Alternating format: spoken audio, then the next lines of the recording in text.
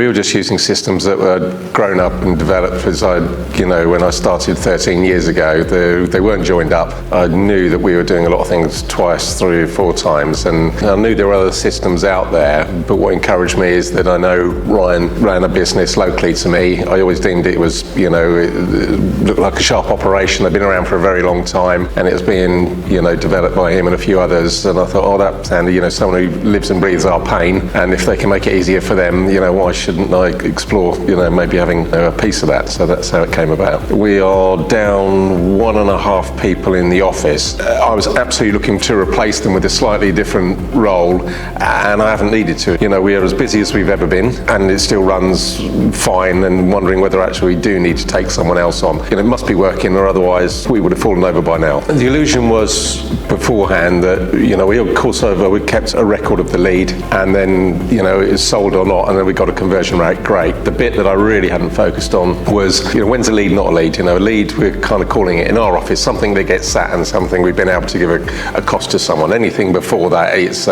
an inquiry or a contact, let's say, as Business Pilot would call it.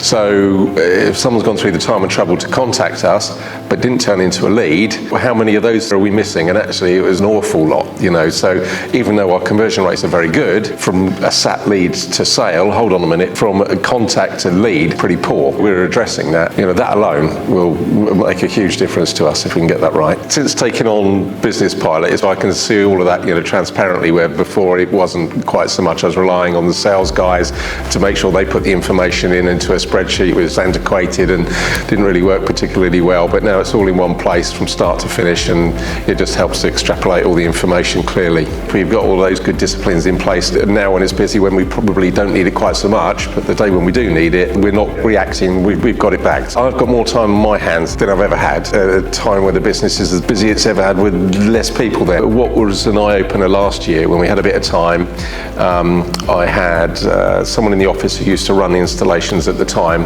and we came in and we did sort of, time in motion thing, you might call it. Once we get this contract from the sales guys, how many times do we touch it? What do we do, and what does it take? We got a stopwatch, and not a race, just said, right, now go and scan it and click, and went through every process, about 40-45 of them, more than I thought there was. And at the end of it, we had this contract that took X amount of time to get it from A to B. Now you multiply that by however many contracts you get in a month, you got some idea of time, what you think it could and should take you. Just out of curiosity, a lot of the processes are reprocessed. Why are we scanning that again? Because we don't need it all because of, so we're just touching the same bits of paper time and time again, and entering the same stuff time and time again, because all these spreadsheets just don't talk to one another, and that's my fault. But I saw it and recognised it, and then for me it was the fact that it's something that was designed by the double glazing company, Ford double glazing company. I thought it encouraged me to make the jump.